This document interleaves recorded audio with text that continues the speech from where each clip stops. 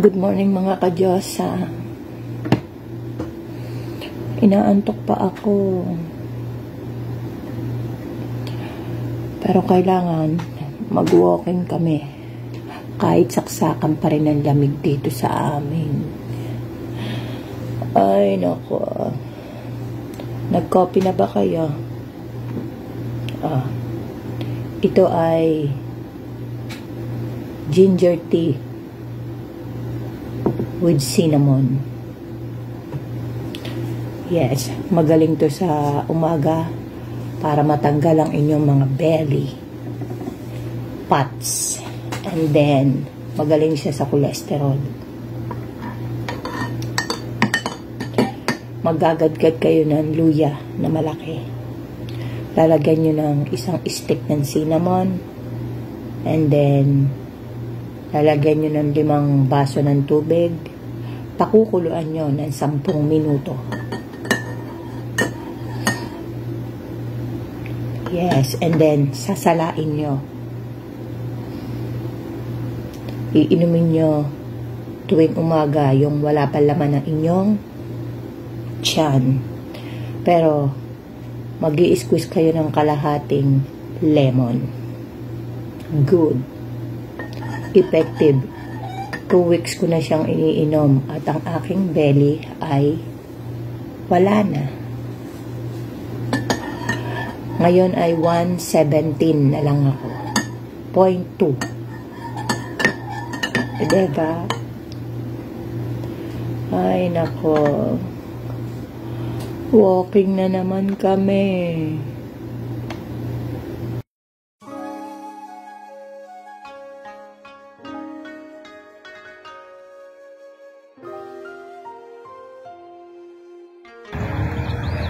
Ang layo na ng nalakad namin ni Jowa. Diyan kami lumakad, oh. Ayan. Ang gaganda ng bahay, di ba? Hindi yun amin.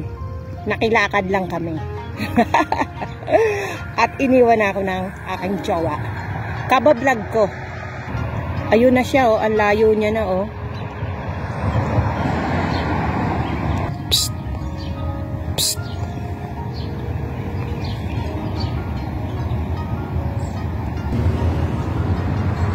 Sitting capacity muna kami, Jowa. Diba? Sitting capacity. Ay, nako. Naawa ako sa ibon. Hindi makalipad, tapos may sugat ang ulo. Ang kaso pinakailaman ko. Yes. Ngayon, nasa kalsada siya. Mamamatay yun sa gitna ng kalsada.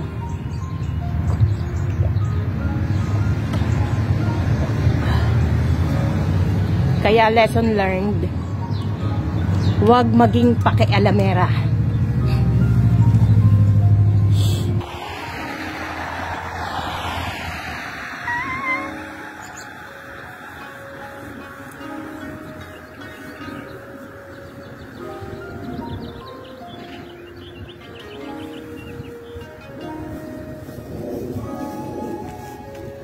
Marami pa rin flowers.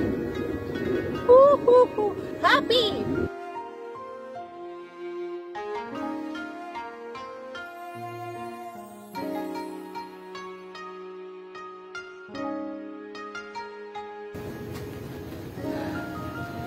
Hala, uy, grabe ang lamig. Ay, naka. Kailangan kong maligo ng mainit na tubig dahil ang aking dugo ay namuo. Ay, grabe.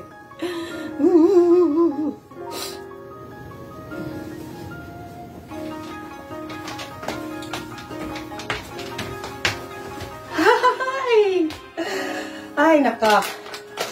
Excited ako. Kasi dumating na yung aking order online na asukal.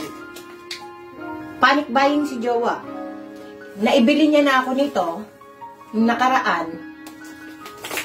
Bumili na naman ulit. And then dinagdaga, nautal pa. Dinagdagan niya pa ng monk fruit. Yan. Pwede to sa low carb. Asukal po ito, pero low carb. sa mga naglo-low carb na kagaya ng inyong magandang Diyosa para hindi ako nagke-crave sa matamis. May sample pa, oh. Yes, sasabihin nyo, ang mahal niyan. Ganito lang yan. Bibili tayo ng mura. Teka lang, ayusin ko. Nauutan ako. Bibili tayo ng mura. And then, tataas ang ating sugar. Bibili tayo ng gamot. Mas mahal. Eh di bibili na ako ng mahal. At least, safe ang aking sugar. Diba? Monk fruit and erythritol. Ang hirap bigkasin. Ay nako, ako'y magluluto ng lunch. At dahil nga low carb ako, magpipizza ako. Yes, pwede ang pizza sa naglo-low carb. Pero, hindi tayo gagamit ng flour. Tuturuan ko kayo para maging sexy rin kayong kagaya ko. Tadan, dan, dan, dan. Diba? Tan, tan, nan, nan, nan, tan, nan. Ito na ang aking mga gagamitin para sa aking low carb pizza. Meron akong 5 tablespoon ng almond flour, 1/2 cup ng mozzarella cheese, at syempre para sa aking toppings, onion, bell pepper, anong tawag dito? Tomato paste, and syempre chicken breast. At syempre, pag nalagyan nyo na ng toppings yan, lalagyan nyo yan ng cheese, mozzarella cheese. Ituturo ko sa inyo kung paano gumawa ng pizza crust. Para sa aking crust, yung 1/2 ng mozzarella cheese, ilagay nyo lang dyan. And then, ilalagay ko muna siya sa microwave oven for 10 seconds. 10 seconds only, not 10 minutes, okay? I'll be back. After 10 seconds, ito na mangyayari sa cheese. Yes, melted na siya. Unti-unting ilagay ang almond flour. Yan, ilalagay nyo lang siya. At pagkatapos nyong ilagay ang almond flour at medyo matigas, syempre titigas yan kasi cheese yan eh. Babalik yan sa pagiging hard. Ilagay nyo ulit sa microwave ng 10 seconds ulit. Ito na mga ka-Diyosa, well combine na ang cheese at ang aking almond flour. Pag tumigas, another 10 seconds sa microwave. Okay? And then, kailangan natin ng non-sticky pan. Ilagay nyo lang yan dyan. Kung gusto nyo, lagyan nyo ng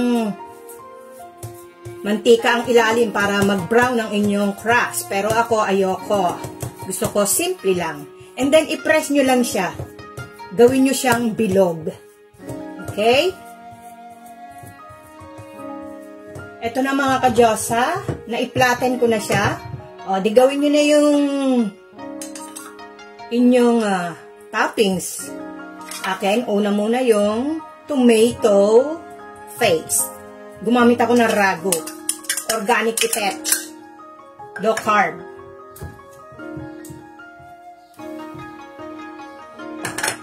And then, lagay ang onions. Bahala kayo kung anong toppings ang gusto nyo. Ako gusto ko simple. And then, bell pepper. And then, yung aking chicken. Perfect! Isasalang nyo to sa medium high sa inyong stove. Pero kung gusto nyo, gawin nyo sa oven. And put some cheese. Tadaran-taran! Diba? Napakasimple. Ito na mga ka-Diyosa, iluluto ko na ang aking low carb pizza. 20 minutes, okay na yan. Hintayin nyo lang mag-melt ang cheese, makita nyo nag-brown yung crust, luto na yan. Meron na kayong low carb pizza. Ito na mga ka-Diyosa, luto na ang aking low carb pizza. Sige, tingnan nyo ang crust, diba? Ano pa iniintay? Makikikain ba kayo sa akin? Let's eat! At para pizza, gumamit ng pizza cutter. Ay, nako. Kahit maparami kayo ng kain, okay lang dahil low carb yan. Basta, ang gagamitin yung cheese ay mozzarella cheese. Tingnan nyo naman. Woohoo!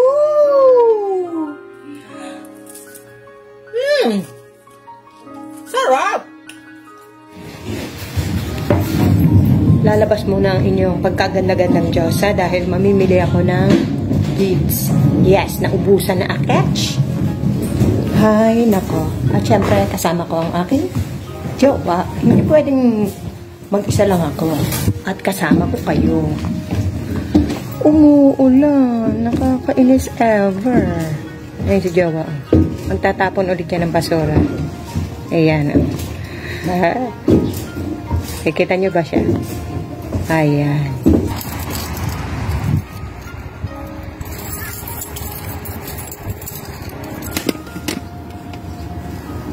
Pauwi na kami mga ka-Diyosa. Sa sobrang saya ko dahil ang dami kong napamiling beads. Hindi na ako nakapag-video sa loob ng Joann Fabrics. Ay, hindi pala Joann Fabrics ako nagpunta sa Michaels. Kasi mas maraming selection doon. Yes! Ito si Jowa, sumingit pa ng sokolate. Tingnan nyo naman ang aking nabiling beads. Nakikita nyo ba? Ayan. Diba? Ang dami. And then, syempre, namili ako ng mga singles. Dahil ito ang aking mga kailangan. Marami akong pa-order. Yeah, 12 pieces. Ang gaganda ng kulay. Ay, nako. Salamat nga pala kay Lola Tracker. Tingnan niyo si Lola Tracker. Ang dami niyang earrings. Unang order niya, 3. Aba, umorder pa ng pagkarami-rami. Natapos ko naman siya kagabi. Ngayon, ilalagay ko na lang siya sa lalagyan talaga ng earrings. Magaling siya mag-buena mano. At saka si Spicy Lady, bumili siya sa akin. Tapos merong bumili sa akin 3, taga US. Mga scammer. Yes, pinadala ko, in-update ko kung nasaan na yung package. Tapos nung dumating ang package, sabi sa akin, hindi raw nila na-receive. Kaya sabi ko sa kanila, bago sila magbayad, intayin muna nila yung package. Yun ang sinabi ko. Eto na po, nung dumating po yung package sa kanilang mga kamay, sabi sa akin, hindi raw nila na-receive. Okay, what can I do, diba? Tapos, nag-upload ng picture sa FB. Pero hindi kami friends. Hinanap ko lang sila. Isinuot ang hikaw. Hindi nga nakarating. Sana hiningi nyo na laang. Alam nyo ba ang hirap ng Teka lang, nautal pa. Ng paggagawa niyan. Halos lumuwa ang aking mga mata. Naubusan na ako ng muta dahil lang sa ang liit-liit ng beads. Kaya next time, kung gusto nyo ng earrings, humingi na lang kayo sa akin. Okay? Ang aking jowa ay nasa bilihan ng beer. Yes! Dahil na-short ako sa aking biniling beads. Naka 101 ako. Tumalsik pa ang aking laway. Sabi niya, magbibeer daw siya. Pinayagan ko.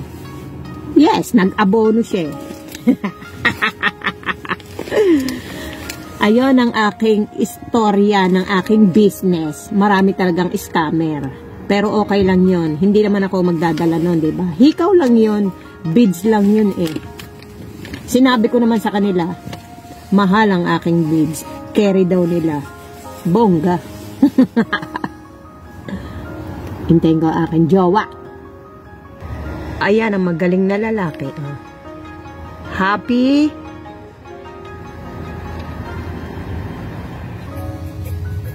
Mag-afternoon walk daw kami. Naggaya ang aking jowa. Di samahan, di ba? Kahit anong ginagawa.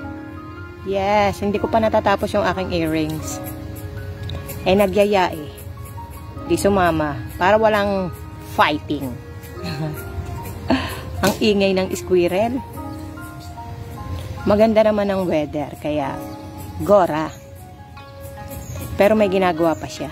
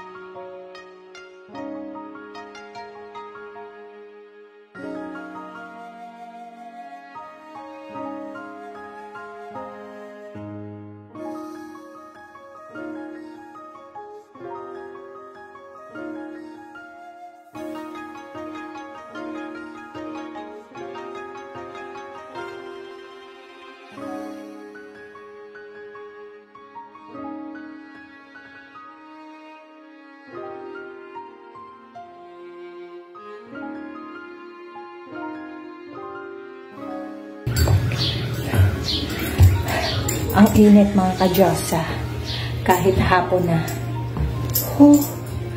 Ang aking jowa nagpaiwan dahil may tatanggalin pa siya sa kanyang kotse. At ako'y maliligo. Dahil ako'y nagugutom. Magluluto ako. Wala akong pakialam. Basta low carb ang aking iluluto. Nagutom eh. Ay, nako. Ang init eh.